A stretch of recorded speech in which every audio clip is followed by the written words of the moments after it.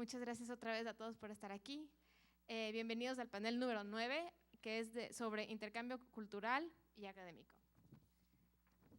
Este eje temático aborda las colaboraciones académicas contemporáneas y las influencias culturales en un contexto global. Se explorarán iniciativas como la investigación conjunta y los programas de intercambio estudiantil, con especial atención a las complejidades y matices de las interacciones intercontinentales entre instituciones académicas y sociedad civil. El objetivo es analizar cómo estos intercambios fomentan el entendimiento mutuo, promueven la cooperación internacional y transforman tanto al ámbito educativo como las relaciones culturales. Entonces, para empezar, vamos a empezar con Sebastián Castaño. Él es el gerente general de la Fundación Andrés Bello. Sebastián es analista en seguridad nacional de Colombia, con más de 10 años de experiencia en asesoría en seguridad y defensa, cooperación internacional y formulación de políticas públicas. Es profesional en ciencia política y relaciones internacionales de la Pontificia Universidad Javeriana de Colombia, magíster en estrategia y geopolítica de la Escuela Superior de Guerra en Colombia, y como gerente supervisa proyectos de investigación, comunicación y financiamiento de la Fundación, apoyando en la búsqueda de instituciones aliadas. Sebastián realiza también asesorías en materia de mecanismos de prevención para población vulnerable en Colombia, como también se encuentra realizando una asesoría a nivel de gobierno de Colombia en materia de cultura y seguridad ciudadana. Damos el paso a Sebastián, muchas gracias. Bueno, buenas tardes. Bueno, creo que ya hemos hablado mucho de la Fundación Andrés Bello, pero para empezar sí me gustaría ahondar un poco, o bueno, brevemente más bien, en uno de los objetivos que nosotros realizamos, que es precisamente documentar las relaciones de China con América Latina y el Caribe. Bueno, entendiendo América Latina no únicamente como región, sino también la complejidad de cada uno de sus países. Aunado a eso, la idea también es poder compartir esas bases de conocimiento importantes para mejorar la comprensión de China y bueno, de su política exterior y de su relacionamiento con la región. Nosotros realizamos trabajos académicos con expertos asociados, pero no únicamente nos limitamos a la academia, sino también trabajamos con periodistas de investigación, lo cual nos ha motivado a realizar una serie de ejercicios de capacitación, particularmente a esos sectores y a otros, por supuesto, que manejan un entendimiento con China. Si bien somos conscientes que en la región hay pocos, creo yo, periodistas de investigación que tienen un conocimiento de China y manejan y hacen un cubrimiento objetivo y un trabajo profundo sobre el particular, sí hemos identificado precisamente con la asesoría de estos periodistas y los eventos en los que hemos participado un profundo vacío de conocimiento, un profundo vacío de precisamente de manejo de cómo abordar las relaciones de China con América Latina, por lo cual nos ha motivado a hacer una serie de ejercicios que les voy a compartir en mi presentación.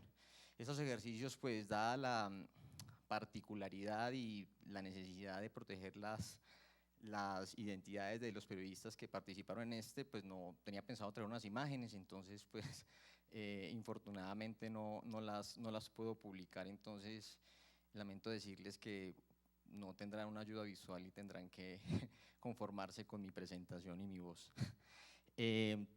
Bueno, nosotros quisiera partir de un concepto que es América Latina, algo muy conceptual, sobre lo que nosotros trabajamos, porque bueno, si bien estamos hablando acá de China y hemos hablado bastante de China, también hemos hablado uno de los puntos, uno de los objetivos de investigación, que es América Latina.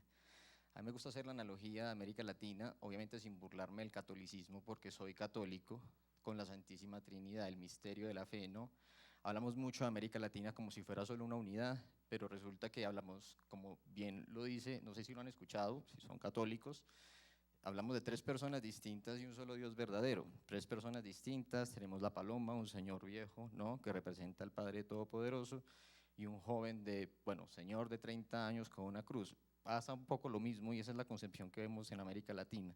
Hablamos de una sola región, pero con unas divergencias enormes y particularmente en el tratamiento, en su relacionamiento con actores extrarregionales como lo es la República Popular China.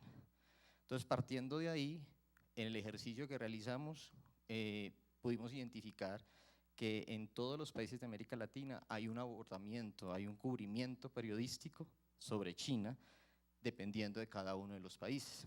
Este ejercicio quisiera centrarme puntualmente en uno que realizamos con periodistas de Honduras hace 2 años y medio.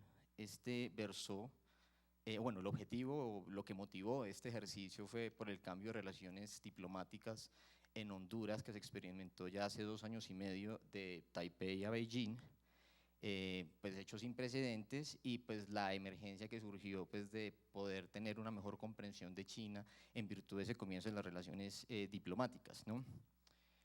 A partir de eso, nosotros a través de la Embajada de los Estados Unidos logramos concertar una serie de medios de comunicación, un representante de alrededor de 14 medios de comunicación para hacer un tour de capacitación en 4 países de América Latina, para ver las complejidades, las características y cómo se aborda el periodismo en cada uno de estos países,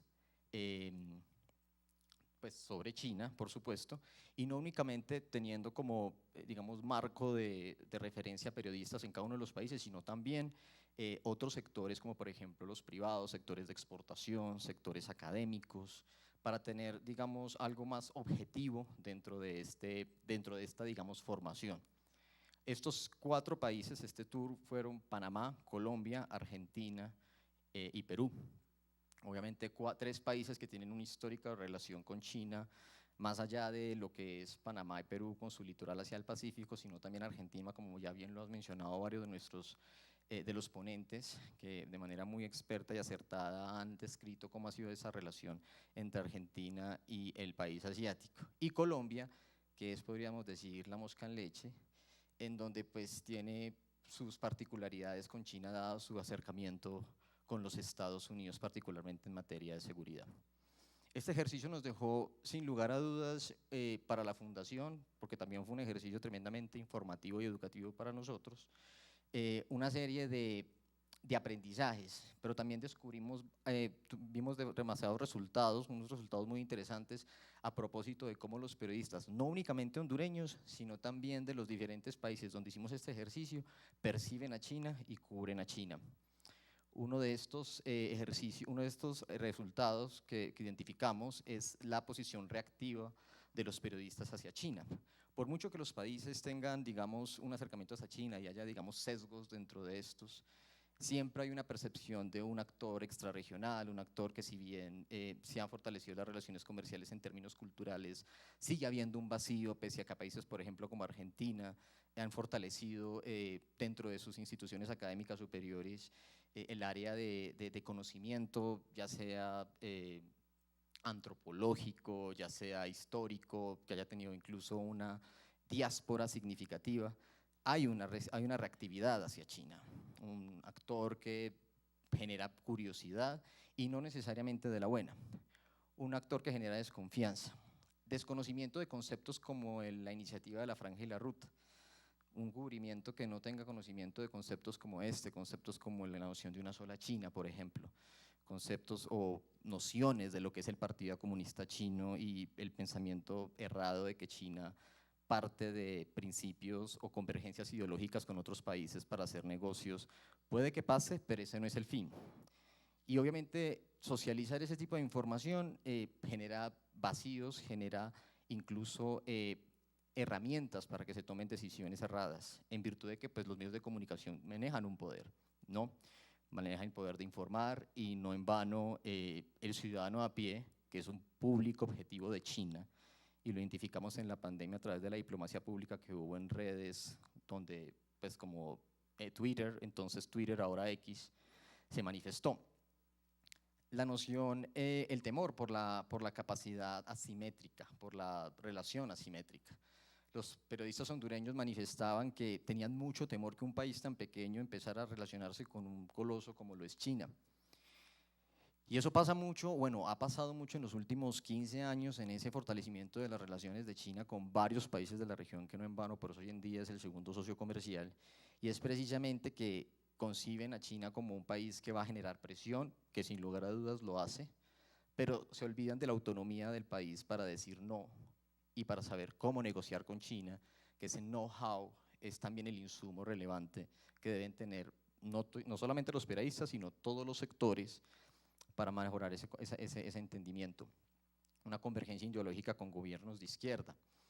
Se percibe a China como que solo convergen con gobiernos de izquierda, como lo hubo en su momento con Hugo Chávez, como lo hubo en su momento con Evo Morales, como lo es hoy en día con Ortega en Nicaragua y como se pretendió que iba a ser con Petro en Colombia, pero pues la realidad es absolutamente diferente.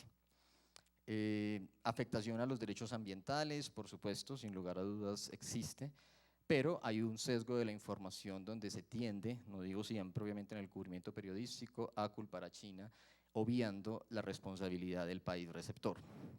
Esto, digamos, a términos generales, lo que pudimos identificar pues, en el ejercicio periodístico.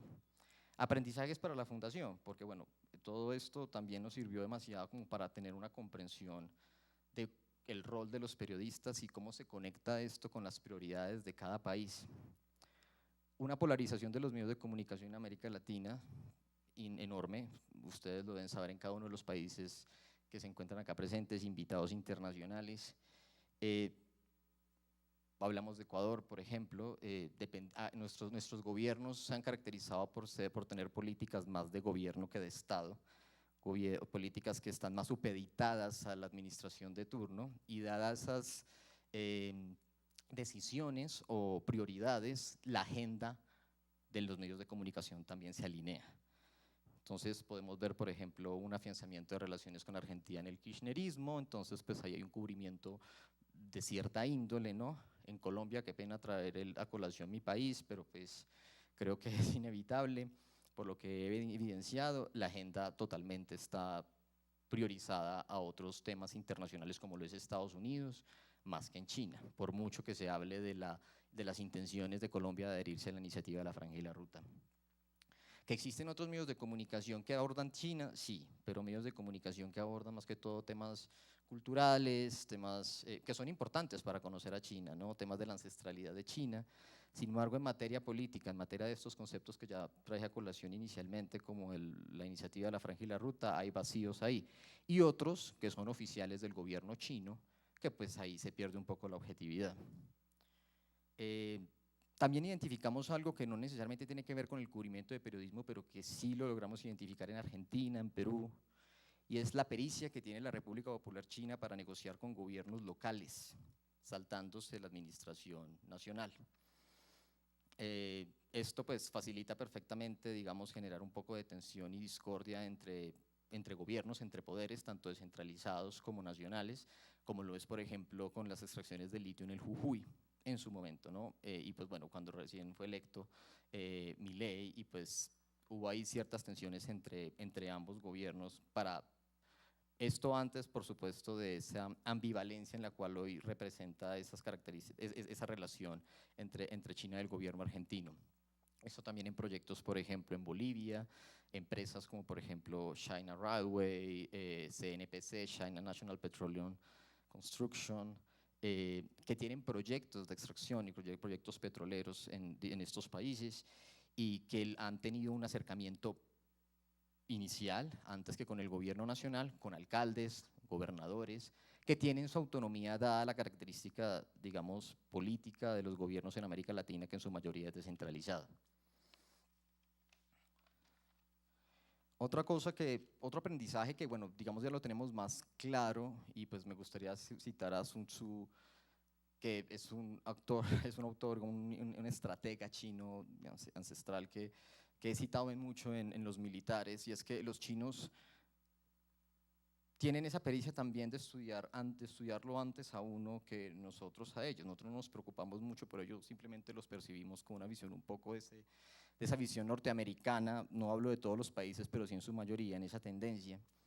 Y es que en los medios de comunicación no son la excepción. Ellos saben perfectamente que en los medios de comunicación hay un vacío de información sobre China, y no en vano ellos no se quedan quietos.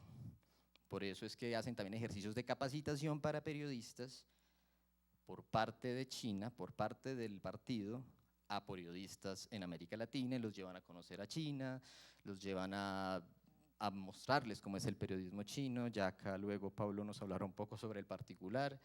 Y que bueno, yo les voy a ser sinceros, no solamente eso pasa con los periodistas, pasa también con otros sectores, y voy a comentarles una infidencia. Yo trabajé para el gobierno colombiano hace ya unos 10 años y y no fui la excepción, o sea, estuve en ese ejercicio de capacitación y estuve 3 meses en China y eso fue más un Chinese Dream, conozcan el Chinese Dream.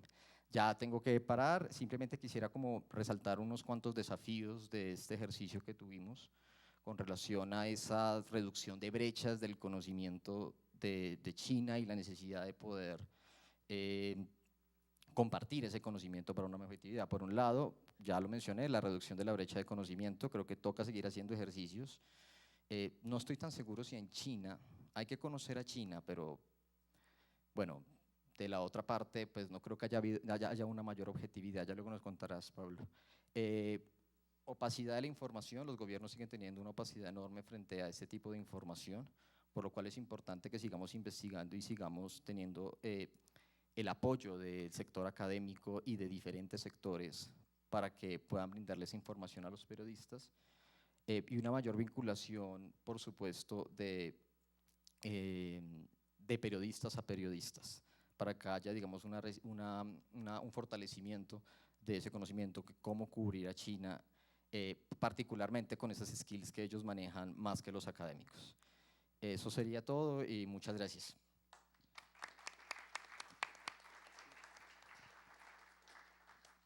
Muchas gracias. Ahora nos podemos cambiar de puesto. Vamos con Pablo Morales. Él es investigador postdoctoral de UKRI en el Departamento de Medios de Comunicación y Comunicaciones de la Escuela de Economía de Londres, LSE.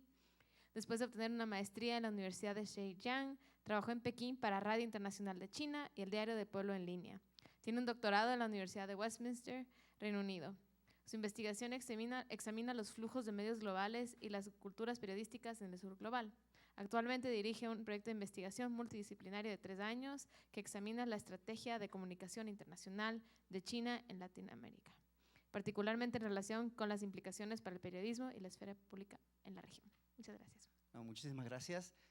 Bueno, en primer lugar es un placer poder estar aquí compartiendo también por primera vez en Hispanoamérica los resultados de esta investigación, que es bastante reciente. Y muchas gracias a Sebastián también por dar un contexto a mi presentación, así que no tengo que repetir por qué China se tiene que comunicar o quiere comunicarse con América Latina en general. Como bien se decía, esto es parte de una investigación mucho más amplia que mira a diferentes líneas de investigación. Aquí solo voy a hablar sobre esto que ven aquí en pantalla. Esta foto no la he tomado yo, ha sido publicada por medios chinos. Y vemos que el fenómeno del que voy a hablar hoy es sobre estos cursos, viajes de capacitación, que si bien en 2016 Xi Jinping anunció el establecimiento de un centro de intercambio de información China-América Latina y el Caribe, también se anuncia la capacitación de 500 profesionales, o por lo menos la idea de hacer este tipo de cursos para profesionales de la comunicación en 5 años. Pero no comienza aquí, no comienza en 2016, esto comienza varios años antes. Entonces, ¿quiénes son estos periodistas? Son periodistas de todo tipo de medios, de todo tipo de plataformas, pero sí tienen que haber sido contratados por medios de comunicación de cualquier país de América Latina para poder participar.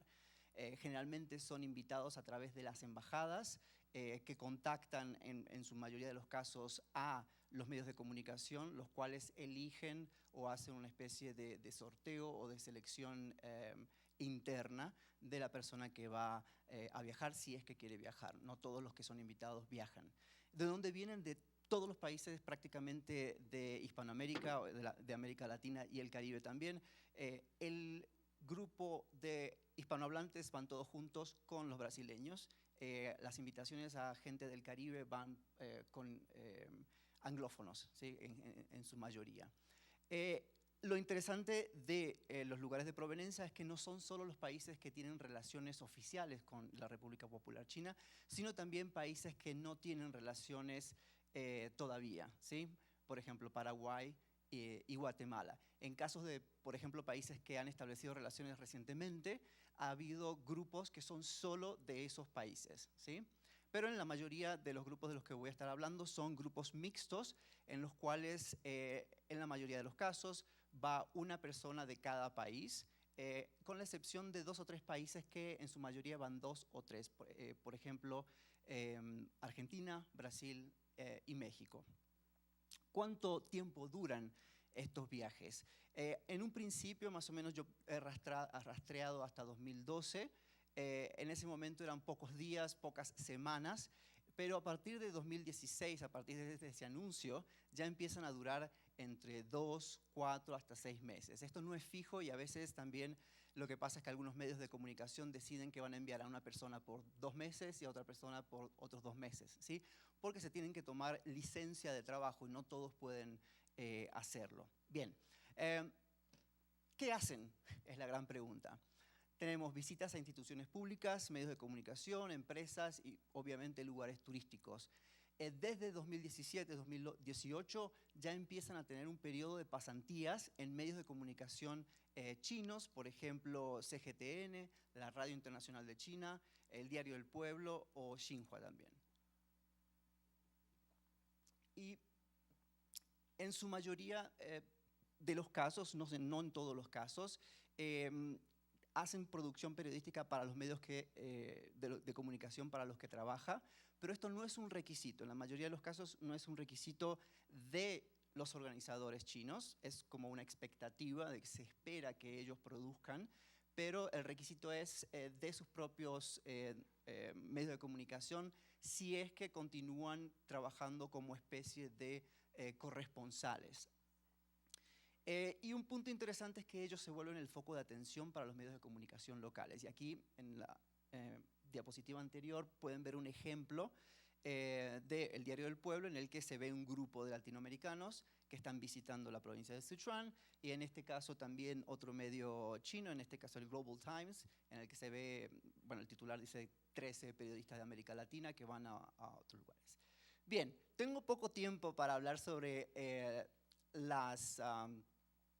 los resultados, pero ¿qué es lo que hice? Yo hablé con 35 periodistas de toda la región, de 15 países de la región, excepto 3 países que es un poco más difícil, ya Cuba, Venezuela y Nicaragua. ¿Y cuáles son los resultados? Voy a compartir en grandes rasgos algunos resultados, y aquí están algunos ejemplos de las opiniones de las personas, ¿sí? Tenemos impresiones positivas. Obviamente ellos viajan, en algunos casos hubo personas que era la primera vez que viajaban en avión y que viajaban fuera de su país. Entonces, obviamente esta experiencia de ir a China es sorprendente. Otras personas que quizás han viajado más, pero igualmente el estar en China ya es totalmente diferente a personas que quizás, periodistas que tratan el tema de China en América Latina, pero no han viajado, como quizás era el caso de algunos periodistas en otras experiencias, ¿sí? Pero había puntos contradictorios sobre China también. Había una comprensión matizada sobre el país. Si bien sorprendía lo exótico de China el poder ver la muralla, pero a su vez ellos experimentaban lo que es vivir en un sistema político bastante diferente y reconocían esas complejidades de lo que es el país. Entonces veían cosas positivas, cosas que quizás nos compartían, pero también habían matices entre todos los periodistas que había, ¿sí? Y quizás voy a compartir, antes de terminar, esta tipología de los periodistas, que quizás es lo más interesante. En este grupo de 35 personas de 15 países, uno puede percibir 3 perfiles. El perfil de los conversos, básicamente aquellos que llegaron y les encantó todo, absolutamente todo, se vuelven con el sueño chino, vuelven a sus países maravillados, y cuando ven noticias negativas sobre China ya no lo creen. Por ejemplo, ahí la última cita, ¿sí? Incluso lo que aprendieron sobre periodismo en China empiezan a implementarlo en sus países. Pero una salvedad, es una minoría, ¿sí? La gran mayoría es este grupo de negociadores, ¿sí? Ellos tienen una buena impresión del país, pero hacen periodismo de una forma diferente. En China se hace periodismo de una forma constructiva, pero no es nuestro periodismo. En América Latina lo hacemos de forma diferente, es lo que me decían, ¿sí? Algunos aspectos de ese periodismo son interesantes y estamos abiertos a conocer más sobre el país, pero nuestra realidad latinoamericana es diferente. Entonces, la gran mayoría de los periodistas se encuentran en esta categoría. Y por último están los escépticos. Son aquellos que, si bien aprecian el viaje y les gustó el viaje en el sentido de poder conocer el país, se vuelven con los estereotipos reforzados. China es una dictadura, no hacen periodismo porque es censura, entonces, y ellos creen que estos programas no funcionan porque en realidad ellos pensaban que al ser invitados para ir a China y trabajar de algún modo como corresponsales para poder ver el país y reportar y hacer entrevistas, pero lo que se encuentran es un no tienen acceso a fuentes, piden a los organizadores, por favor, por ejemplo, sobre alguna temática que ocurre, tener acceso a un entrevistado, a un oficial de gobierno, y allí hay todo tipo de excusas. Bien, como conclusión, los objetivos, perdón que hay algunas cosas que me quedaron sin traducir aquí en esta diapositiva. El objetivo de los programas estos de capacitación, de formación, es de algún modo reforzar el entendimiento de China por parte de los periodistas o de periodistas en general de América Latina, y no hablé de los perfiles, pero ellos son también dije de todo tipo de medios, pero también de distintas temáticas, ¿sí? Algunos trabajan cultura, otros trabajan economía, otros finanzas, o sea, no hay solo un perfil al que los organizadores chinos se abocan. Entonces tenemos como grandes resultados y percepciones positivas en general, pero estos desafíos del acceso a la información, el acceso a que esa experiencia que se vive en China, cuando vuelven a América Latina, puedan continuar de algún modo con un entendimiento un poco más matizado de lo que es la realidad china. Bien, como ven, hay muchísima información y todavía no lo he publicado, así que hay mucho más para analizar también, pero estoy bastante interesado en las preguntas que puedan tener. Y me quedo con esta última fotografía, que lo que China está haciendo es plantar semillas. Las semillas pueden dar una planta, o sea, positivo. China, los periodistas vienen con esa información desde China y es algo positivo para ellos porque les ayuda a cambiar la imagen de China en América Latina. O puede ser que la semilla no dé una planta, o quizás dé una planta con espinas, ¿sí? Y que sea al contrario, que no les ayude para nada. Bueno, muchísimas gracias.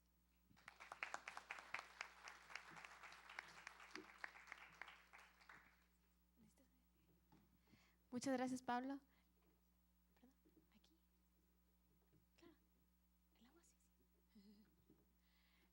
Ahora vamos a pasar, por favor, con José Salazar.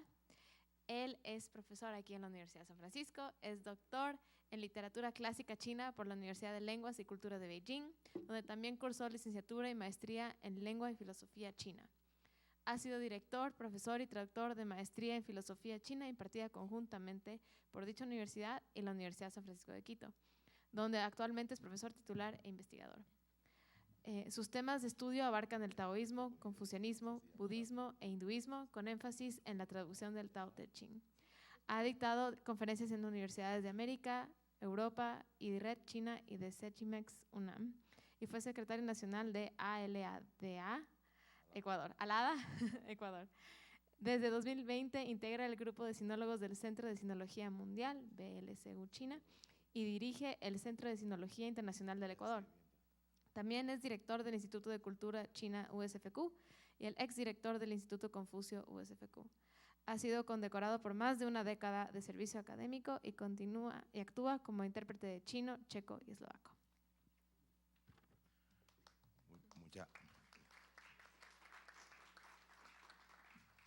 Muchas gracias, ¿no? Qué gusto estar aquí en mi casa, la Universidad de San Francisco de Quito, y qué privilegio poder tener un espacio también en este foro internacional, ¿no? Donde China y América Latina son los temas más importantes a abordar.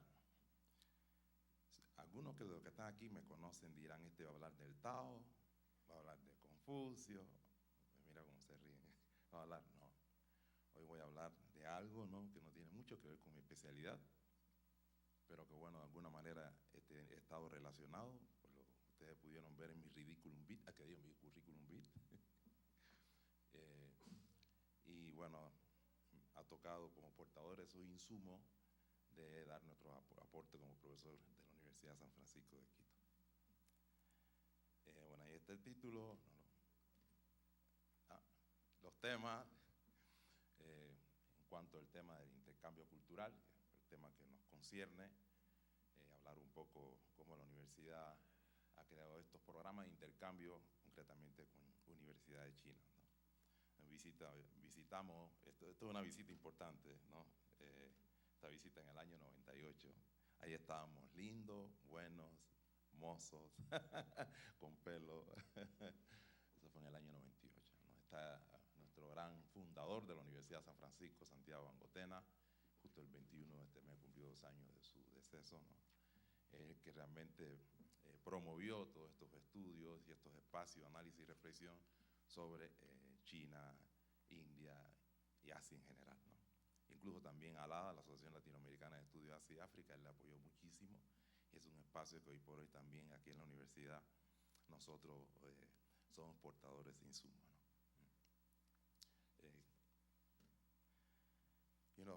En el año 98 firmamos algunos convenios con universidades chinas. Primero con la Universidad de Pekín, firmamos una carta de intención.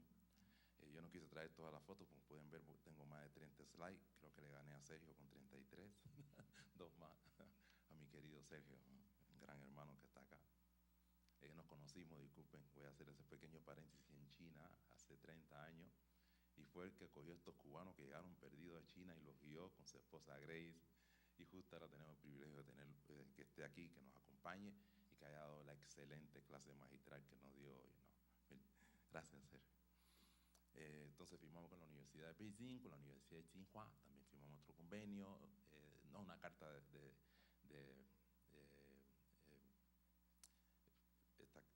esta carta de presentación, ¿no? Y después sí firmamos en el año 2021 un convenio con la Facultad de Filosofía de la Universidad de Tsinghua. La Universidad de Beijing es hermanada con la Universidad de Harvard, y la Universidad de Tsinghua hermanada con la Universidad de MIT.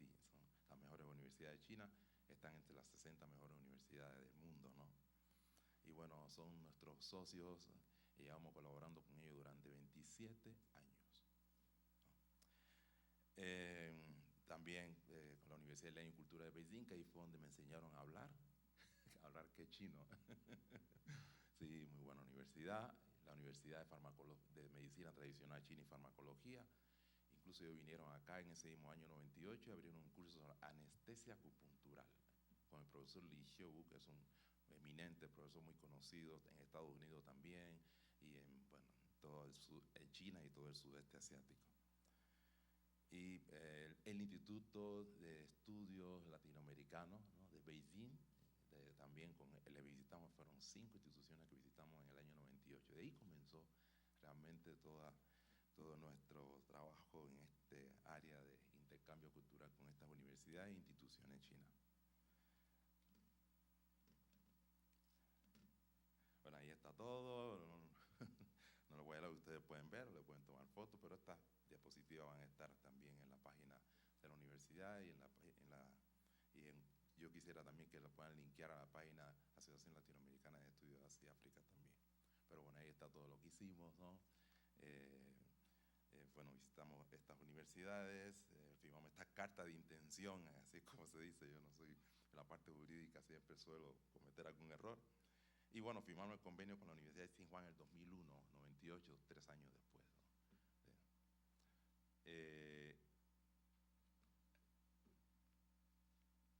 Tuvimos la oportunidad, como ya teníamos el convenio firmado con la Universidad de Tsinghua directamente con la Facultad de Beijing, directamente con la Facultad de Filosofía de la Universidad de Beijing. Lanzamos la primera maestría en filosofía china en el Ecuador. Aquí veo algunos de los que fueron nuestros estudiantes. Ramón Arma, que hizo la maestría con nosotros, ya terminó su doctorado y es profesor de la universidad en un curso del que yo también quiero hablar, ¿no? El curso de autoconocimiento. Y bueno, esta maestría fue una maestría de doble titulación con la Universidad de Pekín, un privilegio. No sé si algunos de ellos tienen el título también ya de la Universidad de Pekín, pero de la Universidad de San Francisco seguro ya lo tienen, ¿no?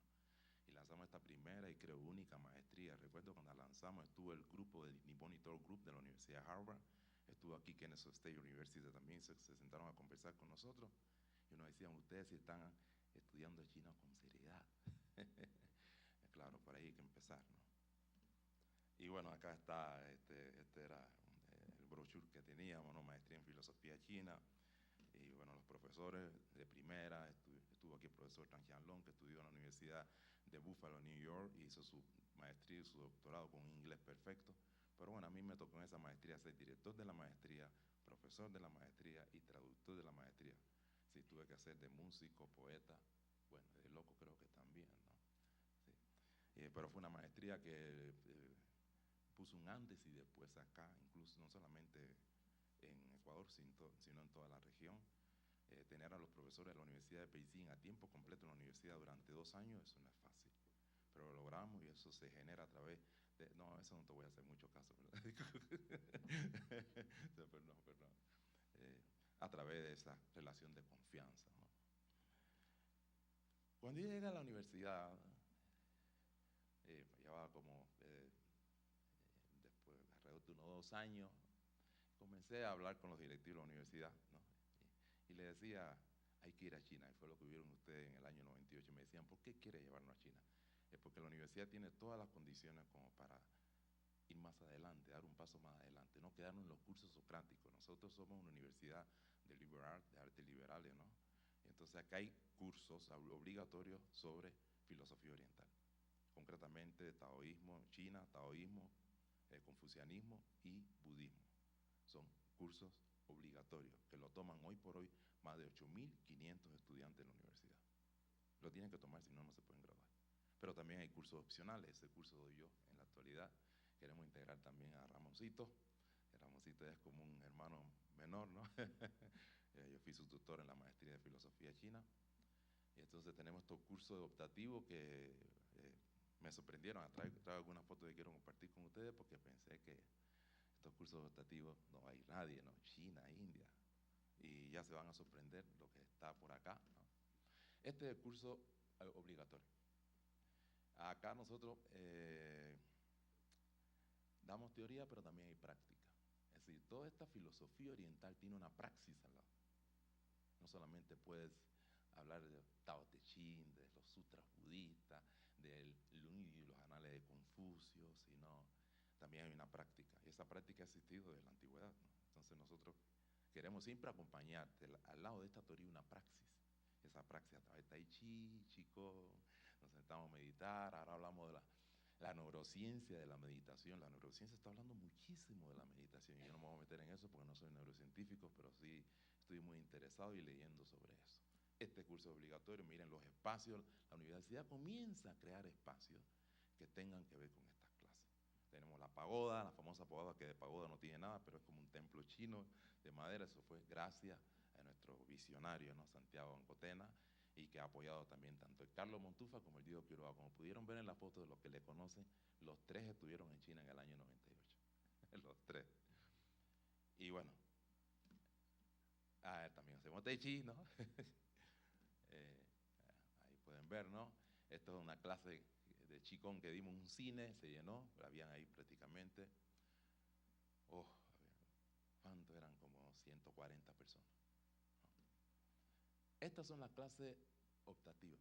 Yo nunca pensé que estas clases se fueran llenas. Yo empecé a dar esta clase, a tener una sola clase de pensamiento chino. Y se llenó. Me asombré porque es una clase optativa, pues escoger, ¿no? García Márquez, Shakespeare, todo esto. Es decir, y se venían estas clases. Y miren cómo terminaban, parados en la puerta, tirados en el piso. Eso me llegó a pasar a mí en la Universidad de Beijing, ¿no? Cuando oíamos una de estas clases, como por ejemplo Lao Tse Chuangzi, todo el mundo quiere escuchar de estos taoístas que son sabios, ¿no? Y todo el mundo se mete en la clase, 100 y pico, 200 personas, y todo el mundo tirado uno encima del otro para escuchar a los maestros. Yo no me considero un maestro, yo soy un simple profesorcito nomás. Pero lo que me llamó la atención que hubiera mucho interés, hubiera ese interés. De ahí abrí otra clase, ahora tengo 3 clases de pensamiento chino y las 3 se llenan. ¿No? Como ya me sacaron un cartelito, pero muchachos ya parece que Dios no lo voy a sacar porque no me hizo caso. Y bueno, ahí un poco, esta es otra clase también, así igual, ¿no? Estas clases se abren y se llenan estas clases. Hay un interés en la universidad, en clases optativas por estos temas que a veces sorprende, ¿no? ¿Tiene que ver con qué? Con la filosofía de la universidad. La filosofía de la universidad es una filosofía mucho más abierta. abierta, ¿no? Y que da todos estos espacios de análisis y de reflexión. Puede ser de China, de India, de Japón, de Corea. Esos espacios aquí en la universidad son espacios latentes, están ahí, la gente lo sabe, y por eso al final yo creo que ahí se llenan las clases. También hay que reconocer que China ya es una realidad. Yo escuchaba cuando llegué aquí al Ecuador hace casi más de 20 años, China es una amenaza. Y yo, ¿cómo? Recién regresado de China, había regresado de China. Hoy puedo decir que China no es una amenaza, China es una realidad. Y la Universidad de San Francisco, que tiene una visión a largo plazo, se dio cuenta que hay que estudiar a China. Tú puedes criticar a China, puedes cuestionar a China, pero no puedes negar a China. Nos tenemos que sentar a conversar. Lo que hablan chino. Hace falta el diálogo. Para tener diálogo, mira todo lo que han hablado los expositores, he escuchado bastante. ¿Qué nos falta? Entendimiento, conocimiento. Siempre hablamos. ¿Y ese conocimiento cómo se construye? Me decía la Maya estará por ahí. Hace falta hacer un puente, José. ¿Qué quiere hacer un puente como en New York? No sé. Entonces, no. Hay que hacer un puente. Y tiene mucha razón. Ese puente, como único se puede crear de un extremo al otro, es con conocimiento. No hay otra cosa, conocimiento. Entonces, criticamos, porque cuando criticamos, tengamos con qué. Yo siento que criticamos al vacío. A veces criticamos cosas que no sabemos. Y es bueno criticar. Y eso es lo que me encanta. Que florezca sin flores y se abran sin escuela. Eso le decía hoy a mi querido, ¿cómo se llama el chico? Pacifal, una linda persona. Conversé con él de la Fundación Andrés Bello. No, aquí hay espacio para todo. En esta universidad hay espacio para todo. Aquí no te prohíbe nada. Aquí tú quieres hablar, habla. Esa libertad en la universidad. Y esos espacios están creados para eso. Pero como academia nos tenemos que preocupar por investigar a China, investigarlo con profundidad. Por eso no nos quedamos solamente en los cursos de conocimiento. ¿Qué me di cuenta? Esta universidad tiene todo para despegar y conocer a ese otro extremo cultural del puente que se llama China. ¿Cómo aprender a operar en un campo cultural que no conocemos? Pues y repito, a través del conocimiento. No queda otra. No, ya termino a ver. Bueno, estos son los cursos de chino. Yo también soy fundador del Instituto Confucio, estuve 11 años. Una experiencia increíble, pero ya nosotros llevábamos, cuando llegó el Instituto Confucio, dando clases de chino hace mucho rato. 27 años, ahí ven, ¿no? Ya llevábamos todo ese tiempo dando clases de chino, ¿no? Las clases de chino también. En la pandemia, no paramos en la pandemia. Empezamos a vernos de manera virtual, ¿no? Aquí están, ¿no? Les enseño un poco. La inauguración del Instituto Confucio fue el 27 de diciembre de 2010. Tuvimos el privilegio de tener aquí a la vicepremier de China, la señora Li Yuantong, conocida en aquel entonces como la mujer más poderosa de China. La tuvimos aquí, claro, vengan, welcome. Y hablemos, sentemos, conversemos. Creemos en Confucio. El Confucio, muy buena plataforma.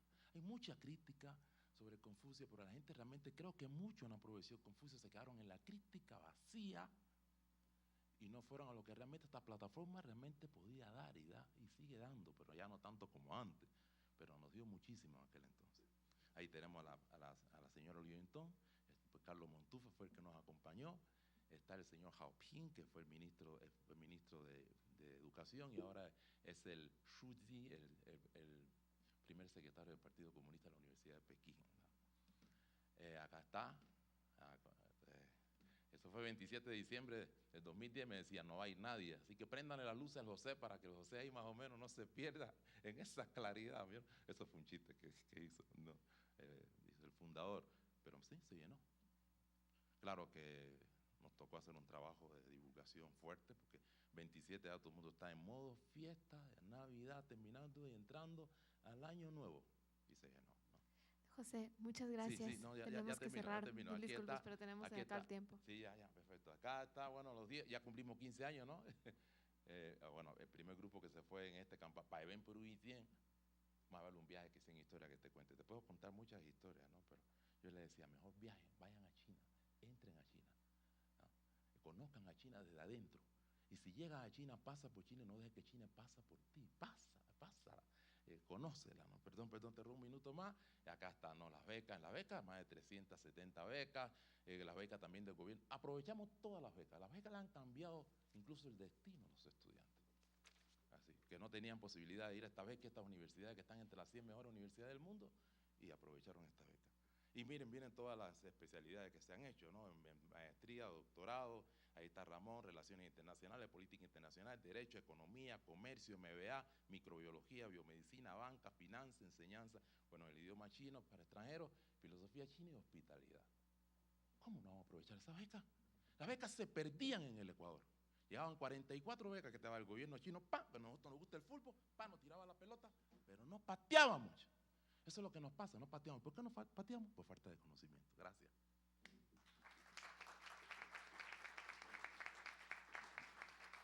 Muchas gracias. Vamos a pasar a la sección de preguntas. Les pido, estamos con el tiempo un poquito atrás, tenemos otros paneles, entonces las respuestas, por favor, mantenerlas lo más concisas posibles.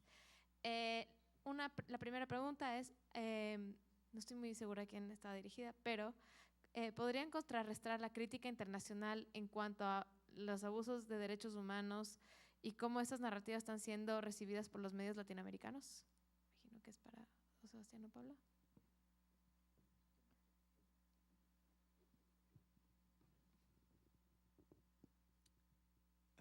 No sé si realmente cubro esa parte, esa pregunta, pero en lo que yo pude ver, por lo menos en los viajes de periodistas que van a China, ¿qué es lo que conocen de China? Es una visita muy guiada a los aspectos más bonitos y lindos de China.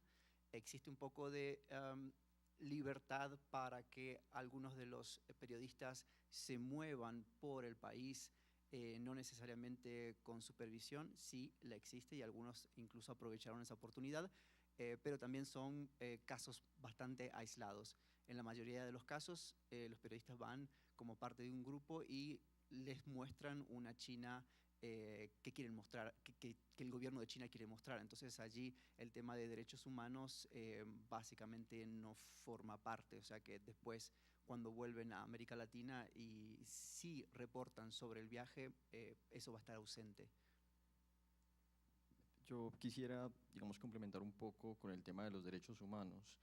Sin lugar a dudas, desde la perspectiva de derechos humanos que manejamos en Occidente, que es una perspectiva bastante de una escuela muy, llamémoslo, de Estados Unidos, ¿no? De Naciones Unidas, de la Convención de 1948, etcétera.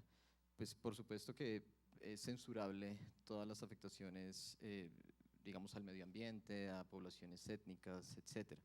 Sin embargo, parte de ese aprendizaje, parte de la reducción de esa brecha de conocimiento es también saber cuál es el concepto de derechos humanos que maneja China, que tampoco es eso que se ha documentado tampoco, y hablo ya en términos académicos, y creo que eso es también parte de ese proceso de capacitación, de entrenamiento que se le deben dar a los periodistas en aras de comunicar, particularmente en esos fenómenos que son tan sensibles, ¿no?, en regiones como la nuestra. Gracias. Creo que de seguimiento era más específico también los tours, por ejemplo, cubren la parte de la zona de Xinjiang, habla de los temas de los uigures, o eso se deja un poco a un lado. Se ha hecho viajes a diferentes partes de China. Por parte de periodistas han ido a zonas tibetanas de Sichuan. En ninguno de los casos, por lo menos de los periodistas que yo entrevisté, fueron a Xinjiang o a Tibet. Sí sé, no de periodistas, pero en los últimos 2 años ha habido viajes muy similares, pero para influencers de redes sociales, y en uno de esos casos sí los llevaron a Xinjiang. Entonces podemos ver en YouTube, en Instagram, contenido sobre Xinjiang publicado por influencers latinoamericanos y hablando obviamente de forma muy general sobre el lugar, pero no necesariamente mencionando esa contranarrativa a la narrativa occidental sobre lo que está aconteciendo en la región. Gracias. Esta pregunta es para Santiago. Sebastián, perdón, está escrito Santiago aquí, pero mil disculpas, mil disculpas, Sebastián. ¿Cuáles podrían ser las estrategias para tratar la brecha de conocimiento existente sobre China en el ámbito del periodismo y en general en la sociedad? Yo creo que es muy importante tener una articulación, integralidad en materia de formación, no únicamente limitarse de periodista a periodista, academia, sino como bien lo identificamos en el ejercicio que realizamos en Honduras, y no únicamente en Honduras, este no solo se ha realizado con periodistas de ese país, sino también lo hemos hecho en Brasil, en Colombia también, hicimos un ejercicio incluso con una ONG taiwanesa, Double Think Lab, en donde eso fue hace 2 años en Colombia, donde ahí incluso identificamos que en Colombia no hay mucho interés por China, en virtud de que la convocatoria fue eh, bastante pobre, o sea, la respuesta a esa convocatoria fue bastante pobre por parte de los periodistas, y hay una lectura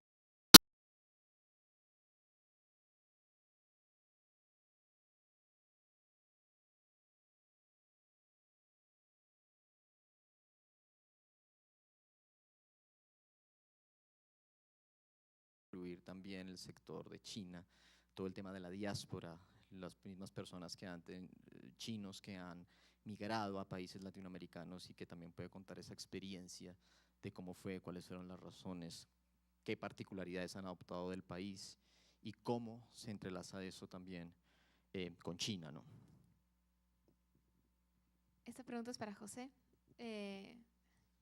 No entiendo muy bien la letra, mil disculpas, está escrito en verde, pero dice, yo fui estudiante de intercambio en Estados Unidos, fui kicker en el equipo de fútbol de Parker, no sé, eso, Parker Spring, y del equipo de Reno, de remo, perdón. Y naturalmente mi familia gringa, mis amistades y profesores de música allá me hicieron querer y tener esa relación de confianza en Estados Unidos. Para el caso de quienes como tú viviste allá en China, ¿qué decir a nuestros gobernantes para que cuando no haya transparencia y se evidencie discrecionalidad, abuso de poder entre sepa decir, siempre decir no? Esa relación, exacto, ¿cómo se manejaría? Abuso de poder, sobre todo, ¿no? Es decir, yo no soy politólogo, ni hago ciencias políticas, ni ciencias sociales tampoco, ¿no? Pero por cultura general pudiera decir algo. En la China hay una visión, esto lo pude entender a través del confucianismo, una visión de que deberían estar siempre en el poder personas sabias. Y se preparaban para eso, ¿no? Para evitar todos estos abusos y todo lo que tú decías, ¿no? Y después aparecieron las pruebas imperiales, ¿no? Donde tú tenías que tener un conocimiento de todo el corpus doctrinal, confucianos por sobre todas las cosas, ¿no? Y la superioridad del gobernante residía en lo moral. Ahí está la cosa, ¿no? Hoy por hoy vemos nuestros gobernantes y nos da un poco de pena, ¿no? Vemos todos los temas de corrupción que nos asustan, la cantidad de plata que se va en corrupción, y no quiero hablar de otras cosas, pero de estos temas que ellos tienen mucho poder y pudieran de alguna manera controlarlo, aunque yo sé que tampoco es muy fácil, ¿no? Pero deberían gobernar los sabios, que el poder siempre esté en manos de personas sabias, y que esta persona que esté en el poder llegue al poder a servir y no ser servido por nosotros. Por eso, ya yo soy medio ecuatoriano, ¿no? Llevo ya aquí casi 30 años. En un año los ecuatorianos sacaron prácticamente a más de 7 presidentes del poder. Aquí sí ha habido tiranicidio, ¿no? García Moreno, Eloy Alfaro, la Hoguera Bárbara, no sé si usted ha leído un poco sobre eso. Exacto. Es decir, el ecuatoriano es tranquilo, tiene sangre noble, pero cuando se levanta, se levanta. ¿Y por qué? Porque realmente no tenemos a ese gobernante que tenga esa superioridad moral y mucho menos hablar de sabiduría. O sea, la preocupación era esa, ¿cómo hacer que el poder siempre esté en manos de alguien sabio? y que este sabio, su superioridad sea por sobre todas las cosas moral. No sé si pude responder tu pregunta. Muchísimas gracias, José. Muchas gracias, Pablo. Muchas gracias, Sebastián, por su participación. Gracias a todos por estar aquí. Una ronda de aplausos, por favor, para nuestros ponentes. De aquí ya vamos a empezar nuestros siguientes paneles, pero si necesitan ir al baño un ratito, estirar las piernas, aprovechen ahorita y nos vemos en un ratito. Muchas gracias.